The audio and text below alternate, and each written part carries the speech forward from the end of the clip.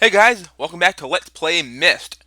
So we started out this game by picking up this book that fell out of the sky, touched one of the images in the pages, and we've been teleported to this island where we found a note saying that we should keep an eye out for the marker switches, and we end up getting a message in this imager here from Atris addressed to Catherine, whom I assume is his wife or his girlfriend. Well, it's got to be his wife because he mentioned his sons, Cirrus and Achenar, who he believes are responsible for destroying many of his books. Are those books like the one that we saw in the beginning of the game? The one that teleported us here to Myst Island? Possibly. He also says something about access keys and tower rotations and the books being in their places of protection.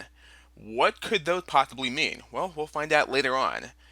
And he also said at the end of the message, be sure to erase this message after you've viewed it, just to be safe.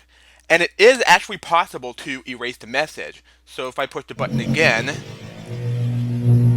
then the message will start playing again. Love. I have to leave quickly. But it is actually possible to delete the message. Okay, that was kind of laggy. So let's see if I can remember how to do this. I think you have to... no? Let's see, did that do it? I'm not sure if I did it correctly. Nope. I just want to show that it is actually possible to delete the message. There we go. Okay. Yeah, once you get that different set of beeps, then you'll know that the message has been deleted. And there it is. The message is now permanently erased. So, let's go ahead and step on back outside and check out that one building that we've ignored in the previous session. Which is right over... Oops, I walked right past it. Here. And this appears to be a library of some sort. And here are all the books. Right at this bookshelf. And these must be the burned books that Atris mentioned in his message. Yeah, as you can clearly see, yeah, you can pick them up and open them, but you can clearly see that all the pages have been burned. Yeah, this one's been destroyed. This one's destroyed. Yeah, pretty much many of these books have been destroyed. However, there are at least 4 books on this bookshelf that have not been destroyed, and we'll check out those books later on. And over here there is a painting of some sort. What happens if I touch it? Oh! Okay. Apparently this painting has some sort of security system installed. Alright, well, it's telling me not to touch it, so I'll just leave it be. Actually, come to think of it, that painting looked like the doorway that we came through. Yeah, it looks exactly like this. What's even the point of that, anyway? I don't know. There's another painting over here with an image of something I do not recognize. What happens if I touch this one? It twists itself, and the bookshelf opens into a secret passage. Interesting. Let's see what we can find inside. It's a door! And what's behind this door? Why, it's an elevator, of course. Set to the library floor. Is that the only floor here, or is there another floor that we can go to? Well, with the push of the button, we shall ride up this elevator and see where it shall take us.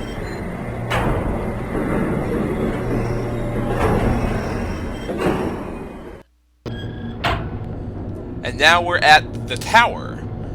And this must be the tower in the mountain that we saw at the beginning of this Let's Play, when we looked up at the mountain by the giant gears.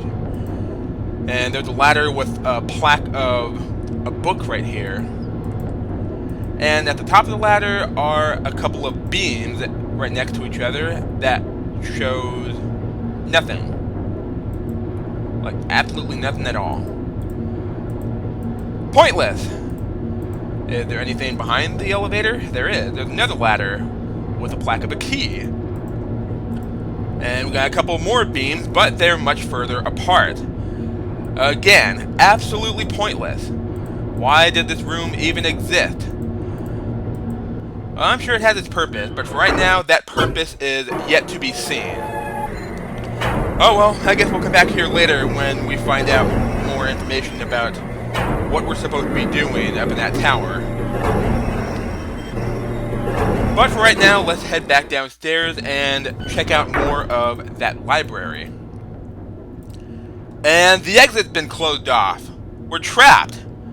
Well, will touching this painting open the doorway back up again? Nope, now this painting has the security system installed.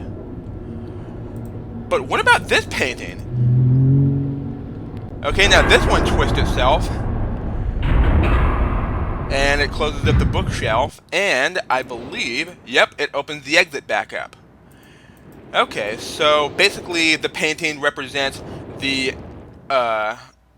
open passageways. Yeah, only one passageway can be open at a time, either the exit or the secret passage, which would explain this painting right here because it shows an image of the open bookshelf and the secret passageway. That makes sense. And over here there is a red book sitting by itself on a pedestal. Is there anything special about this book? Well, it looked pretty similar to the Myst book that we saw, except it got some very bad TV reception. And I can't click on it. And there is a red page next to the book. And it seemed pretty obvious that the red page goes into the red book, much like how a square peg goes into a square hole. But, before I put that page in the book, let's go ahead and check out the other book over here, this blue book, which is pretty much the same ordeal. You open it up, there's nothing but static in the image here, and there's a blue page right next to it. But, check this out. Watch what happens when I pick up the blue page. See? Now I got the blue page in my hand. But where's the red page? Well, if we turn back around, yeah, here we go. The red page has mysteriously teleported back to where I first found it. And of course, vice versa. If I pick up the red page while I'm holding the blue page goes back to where I found it.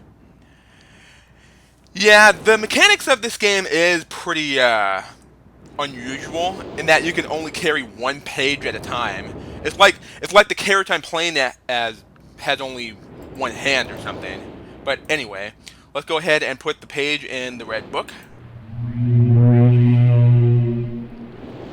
and see what happens this time. Why?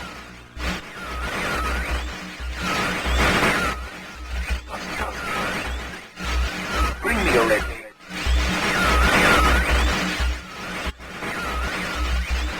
I can't see. Need a red page. You must.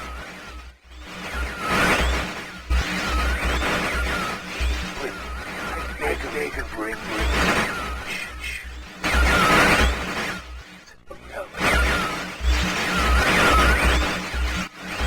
I am serious. Give it up.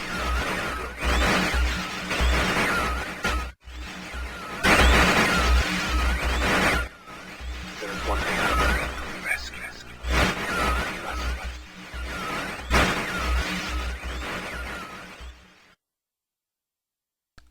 Okay, well, things just got interesting all of a sudden. There is a man inside the pages of this book, and he introduced himself to us as Cirrus.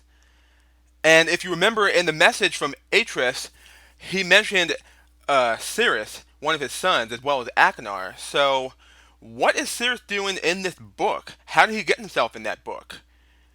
Who knows?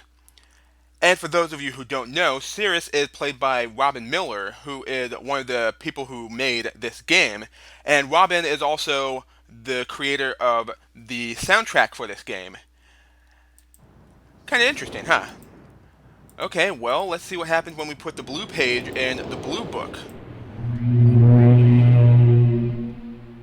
Are we going to get another person trapped in the pages of this book speaking to us? Serious?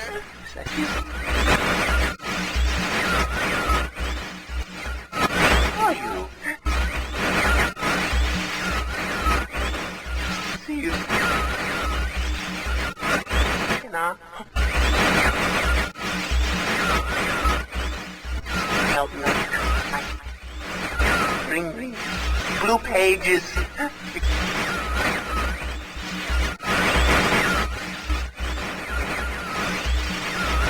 Never. Just...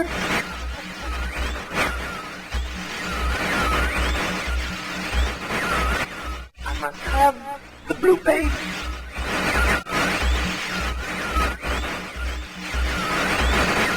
Give them to me.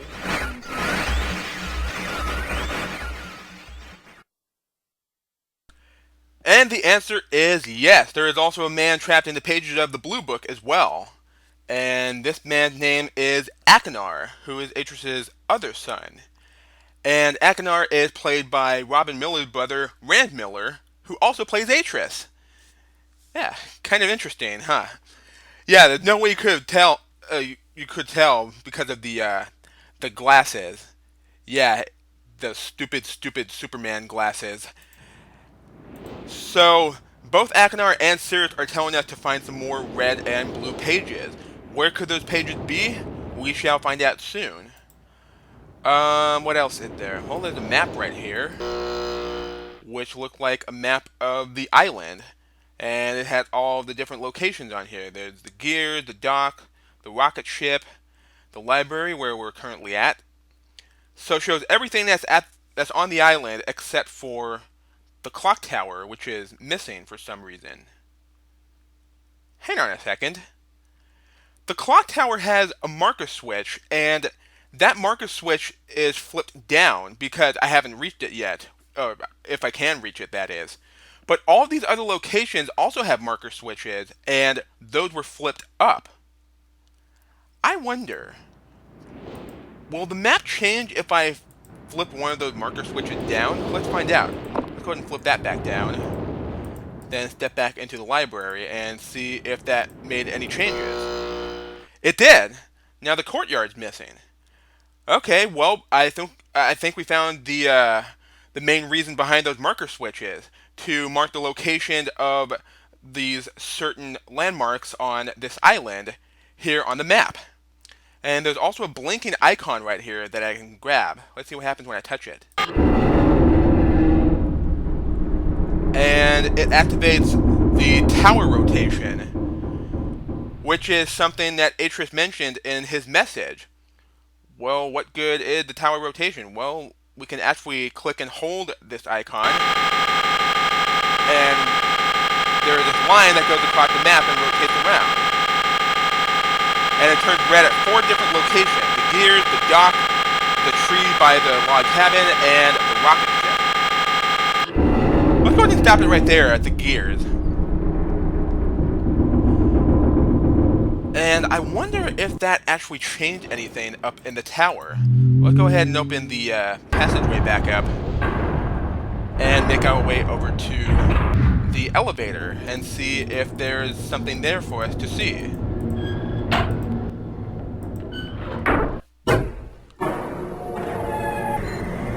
Too bad I don't have like Garrus and Tally here with me to initiate some elevator conversations like a Mass Effect. And by the way, I'm still open for suggestions on what game to play for my next live stream on Twitch, so if you got any suggestions, feel free to leave them in the comments below. Well, there is one noticeable difference right off the bat. I can hear music. And if we go up this ladder, we can actually see the gears in between these two beams, and also the marker switch that marked the gears on the map in the library. And is there anything at the back this time? Oops, I just turned back around to the first ladder. There is. There is a plaque that says 240-221. What could those possibly mean? Well, let's step back down for a second and take a look at the ladder. There's an image of a key here, correct? And in Atreus' message, he says, quote unquote, "If you've forgotten the access key, remember the tower rotation." So this up here must be one of the access keys to one of the undamaged books that's placed in the places of protection. So we could be onto something here. Well, where can we input those clues that we found up there? Well, the 240 must be associated with the clock tower, but what did the 221 mean? Well, I'm pretty sure we'll find out soon enough. But let's go ahead and step back out to the library and open the exit back up. And before we step back outside and head over to the clock tower, I would like to go ahead and read one of the books that's on this bookshelf because it is relevant to where we will be going to very soon. But I'm going to go ahead and wait until the next video to read that book. So, I shall see you guys next time.